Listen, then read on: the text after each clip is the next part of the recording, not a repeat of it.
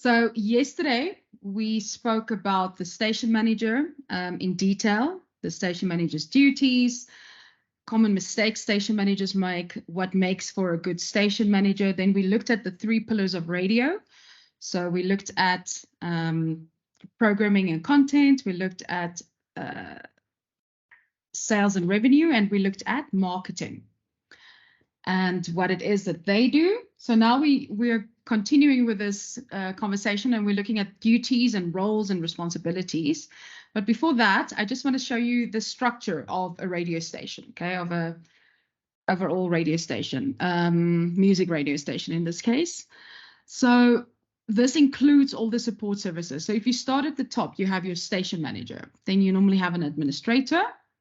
Then you have your 3 pillars. So you have your program manager, your marketing manager, and your sales manager. And then if you break it down, under your program manager, you have the music compilers, you have on-air promotions coordinators, you have scheduling assistants, studio engineers, audio producers, specialist producers, show teams, the presenters and the producers.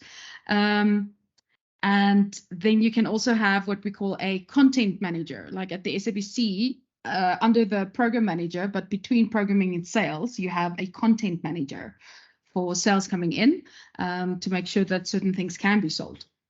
And then under marketing, you have event coordinators, PR specialists, digital marketing specialists, okay? And sales, you have your sales business unit and your regional managers. You have your account executives, and you have booking administrators and schedulers. So this is the overall structure of a radio station. Okay. So if we start looking at the duties and the roles and the responsibilities, each person in this pillar is responsible for different actions and tasks. So let's look at the breakdown here. It starts on page 64 of Next Level Radio. So first and foremost, your role, station manager. What are their responsibilities? Provide strategic direction, guidance, and management to the station in a cost-effective manner in compliance with the license conditions of the station, and then maximize audience and revenue opportunities. So that's what a station manager does. Program manager, develop and implement the programming strategy of the radio station, manage the programming team, as well as the on-air team and the production talent to build audiences and support sales and market strategies or marketing strategies. Then marketing manager develops and implements the marketing strategy of a radio station, manage the marketing team and agency marketing services and suppliers to attract new audiences and to support sales and programming strategies. Then sales manager, develop and implement the sales strategy of a radio station, manage the sales team to achieve revenue or our revenue targets across the relevant revenue streams. These are your management, right? Now, if we look at the rest of them, first and foremost, scheduling assistant. So what does a scheduler do or a scheduling assistant do? They effectively handle the administration of the programming department. They will schedule, integrate, and check advertising spot logs to ensure that rules for these playout of the spots are adhered to. So this is also where you will find a traffic assistant, for instance. Then you have your on-air promotions coordinator, quite an important role also. Develop and deliver promotional campaigns for optimal awareness and engagement. So they help with our campaign development to make sure that it's as good as it can be and that there's engagement among listeners that are in line with the station's sales and programming strategies. Then we have our music compiler. Select and schedule music and music programs that attract and sustain audiences in line with the station's license conditions and strategy. Then you have a studio engineer who ensures that technical capacity is maintained and evolved. So everything technical. So that the radio station can broadcast effectively and with a high standard of quality to their licensed broadcast footprint and audience. Okay, studio engineer. Audio producer, create and deliver the on-air sound of the station across all the shows and for all station-specific campaigns, marketing, and programming activities. Then you have your newsroom, who collates, generates, and ensures the accuracy of all newsworthy information generated for the radio station. Secure audio elements to enhance the delivery of news on the station. And then you have specialist producers, so they collate, they generate, and ensure the accuracy of all specialist programming relevant to the station's programming strategy. Next, we have an event coordinator. They implement the marketing strategy by managing, monitoring, and measuring events in terms of their contribution to the station strategy. And then PR specialists, they implement the marketing strategy by securing media coverage for the station's talent and programming, monitor and measure the PR results in terms of their contribution to the station strategy. Then digital marketing specialists, they implement the digital strategy by designing and building and maintaining digital platforms for the radio station, as well as by enhancing the station's programming strategy through the development of digital communities and digital marketing tools. Lastly, administrators. So they manage various business services and administrative functions that enables the smooth running of the station. Okay, all overall administrative duties is what they do. Okay, any questions about any of the roles or responsibilities of a radio station personnel? No, ma'am. All right, cool. So now we need to start talking about budgeting and finance of a radio station. So fun times, but it's important to understand. Okay, so as with any business, the financial success of a radio station is dependent on balancing the books. Okay, you can't simply do whatever you want, as much as creatives want to, without taking certain things into consideration, which is our budgets, okay, our books. So the station needs to generate enough revenue or bring in enough money to cover all their expenses and operations. That's what it comes down to. A commercial radio station that's designed to deliver a profit to their shareholders need to bring in more revenue, okay, based on their financial projections and the promises that station management or the station management team has made to the board of directors, okay, when presenting their strategy at the beginning of the new financial year. So when you have a new financial year, you go in, you have a meeting with your board members, and you present your strategy to them saying that we're bringing in X amount of money. At the end of the year, you need to show that you have brought in X amount, okay?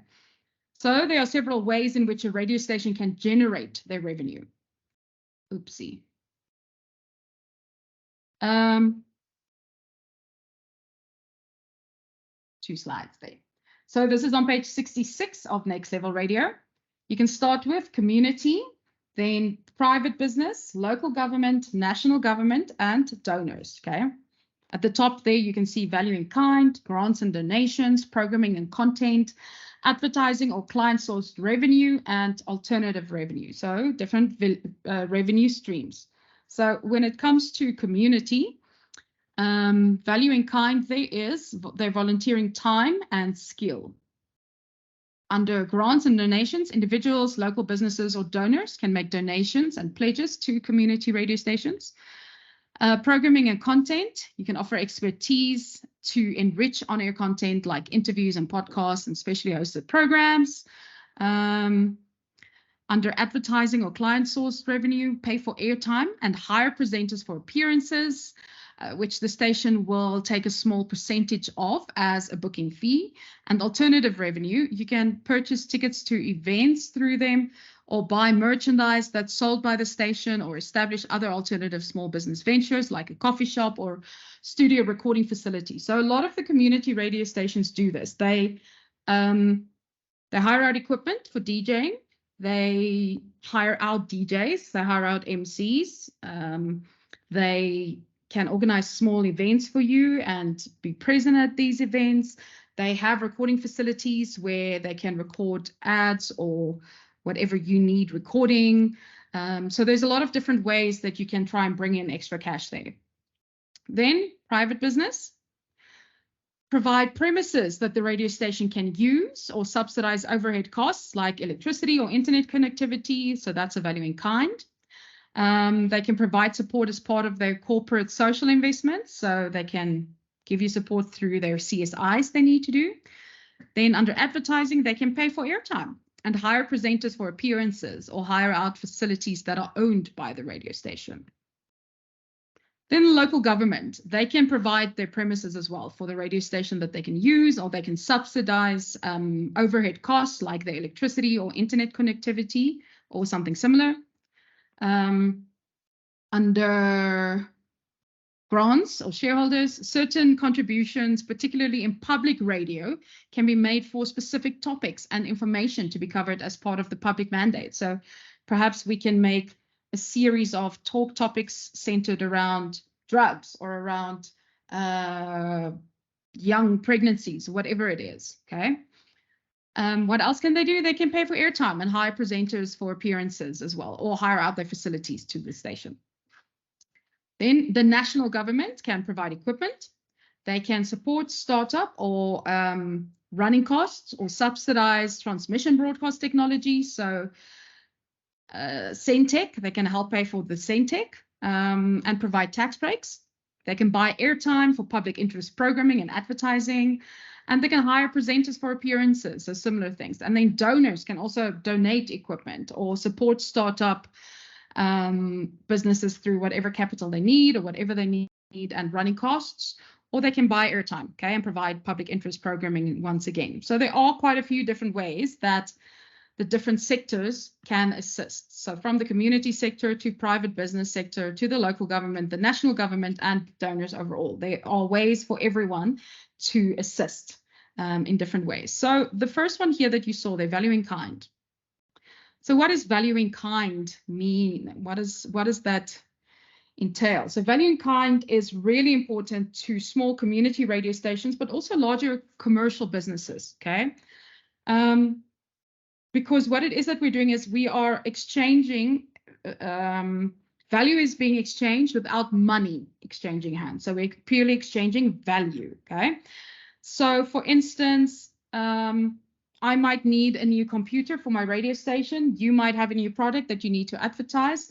So I will give you the amount of airtime worth the computer's value, okay? So I will advertise your product for free, in essence, on air, if you give me a computer, okay? That's value in kind. So a good budgeting process will ensure that there's some money that's put aside for unforeseen circumstances. So what are things that can be unforeseen? Well, firstly, a sales team can unexpectedly bring in a lot more money than we thought, okay, over and above their targets for several months in a row. And therefore, they are entitled to a higher commission, maybe a next level on the commission scale even, okay?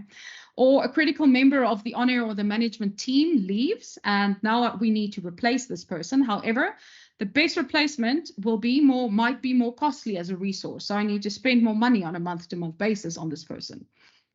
Or our digital mixer in studio has failed and we need to replace it.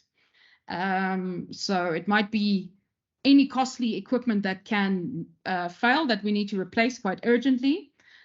And that's a lot of money we did not think we would need to spend, okay? So how do we start? How do we start looking at all of this stuff? In order to evaluate the financial health of your business, okay, your radio station, the station manager needs to ask a couple of questions, and it might be things like, does the station have clear policies and guidelines for how it will spend its budget, as well as how it will track expenditure and income? So how are we doing this? Does the station generate sufficient income over an average of 12 months to support all of its expenditure, including paying all talent and staff? So am I getting in enough money to pay everything that I need to pay for the year? Does the station have diverse sources of income? How else are we making money except for airtime, selling airtime? Are there regular financial audits? Important. And are financial documents regularly prepared for an external auditor or the board of directors to review? Because it's important that everyone sees these things and everyone is aware of what is happening in terms of the finances. Are there clear marketing and sales and promotions policies in place to guide station expenditure, as well as levels of approval needed for the type of expenditure in these areas? So who needs to approve these different areas, these policies, for us to be able to use money within these different areas? Are the broadcasting technologies that the station is paying for delivering all that they are able to do? Okay, so are we getting everything out of it that we possibly can?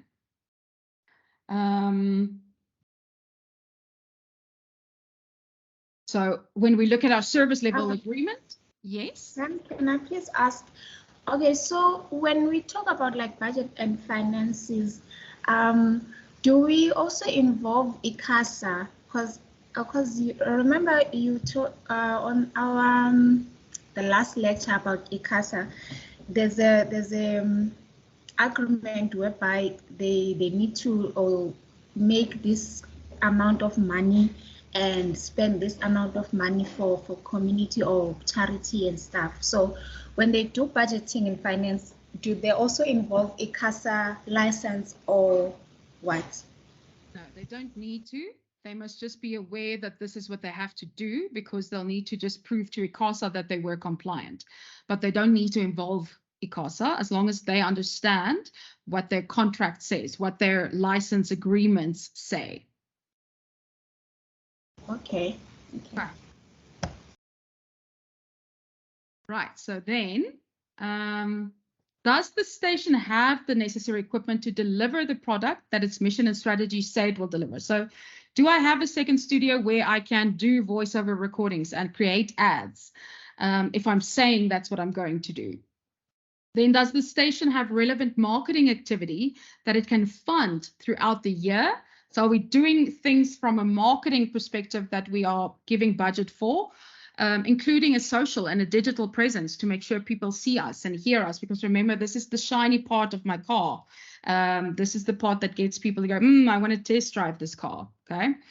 And then are the premises from which the station operates conducive to productive work by the whole staff complement? So can everyone work from there? Is there sufficient space and access to the internet and equipment that will enable productive work by the staff? So this is all very important things that we need to go through, right? And make sure that before we start putting together a budget for this radio station, that we are actually adhering to this. So there are specific job specifications that you need to adhere to, and there's a very cool website here, which I'm going to show you now. Sorry, spam keeps phoning me.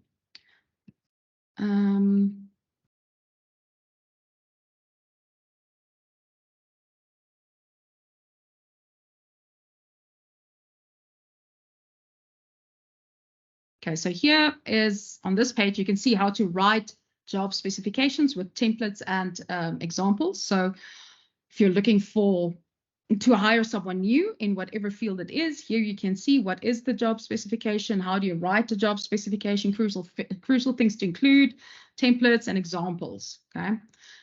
So what is it that you will put in? You will put a list of job qualifications, add any special demands that you need. Proofread and organize your job specs, and update your job specification when it's needed. Crucial things, though, to include the required education, licenses or credentials that they need to have, required experience that they need to have, any necessary skills, extraordinary or special demands that you might have, and personality traits. So, for example, you might be looking for someone who can stay calm under pressure or work in a fast-paced environment and handle tight deadlines, everything we need in radio. Okay. So for in case you ever have to set one of these up, and there are quite a few templates on here that you can use. Stop sharing. There, come. Right. So now I want us to look at activity 2C on page 70. It says there, 1, select your favorite radio station and draw up an organogram of the programming pillar. Okay, so you need to know how to draw an organogram of the programming pillar. So if I say programming pillar to you, It's not the one that I showed you that includes station manager at the top. Okay. I'm going to find the page for you now. It's the one that'll be on page 56, but radio stations might differ in their organograms, but it more likely they will look like this.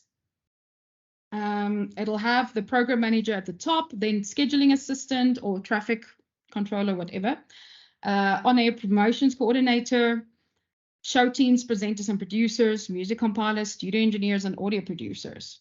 Then number 2, provide a description for each person's role in the organogram for question 1. So then you need to be able to tell me what is it that they do? What is the program manager's roles and duties? So here, and then what is the scheduling assistant's roles and duties there? The on-air promotions coordinators' roles and duties, the music compilers' roles and duties, studio engineers, audio engineers, newsroom will also fall under programming, and then show teams, so presenters and producers, right? Oh, wait, I'm not sharing this thing, right? I'm talking and you're not even telling me I'm not sharing. I'm looking at my textbook, so that's why. Okay, good. All right, I'm glad. Right, so you're with me in any case, because I'm like talking through these things and pointing, but there's nothing. Okay, then you need to explain what a stand-in is and describe 2 ways in which a stand-in can affect a station's budget. Okay, so what is a stand-in?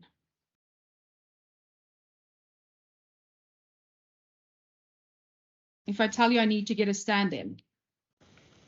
Is it not the person that is on standby just in case, let's say, if the presenter is sick or something, then they call that person to come, or if the producer is not available, they call a stand-in. Yeah, okay, so could also be like a freelancer. So a freelancer is stand-in, someone who will do the show when you can't do your show. Okay. So we can, yeah, it depends on that. But the problem here is that you might pay them differently, okay? So it might be that, so you stand in for someone when they are on leave, fine. Which means we need to have a policy of how we pay you. So some radio stations will say that there's a flat hourly rate for any freelancer who stands in for someone. And other radio stations will say that whoever stands in is paid their own stipulated hourly rate as agreed and included in their freelance contract, no matter the time of the day or the type of stand-in work that the person is doing, okay? However, doing this might mean that the stand-in will cost more per hour than the person who usually does the job. And if this happens too often, the station manager doesn't have enough flexibility in the budget, then the cost for freelance staff will rapidly overshoot the budget projection, meaning I spend more money than I've budgeted to spend on air staff, okay? So stand-ins can affect my budget by being too expensive, or we might have too many freelancers that we are paying for the number of hours that they are working. So there are different things that can happen that we need to take into consideration when we are drawing up these budgets. Okay, do you see why it's so important that we have sufficient space for us to be able to work within our budget, to be flexible in our budget? You with me there? I'm with you. Okay, cool. Right, so what I'm going to do now is I'm going to stop this one here for now because that's the end of this lesson actually. I'm wondering now. Okay, let's just keep it at 12:30. So there are still quite a few things we need to run through then. So we're going to look at your other textbook next, at Managing Radio textbook from page 42 to 57. And then we're going to start looking at it from a difference of perspectives from South Africa versus other countries. in terms of management, etc. Okay. Right. No So problem. then I shall chat to you again at 12:30. All right. See you at 12:30. Okay. Thank you. Bye. Bye.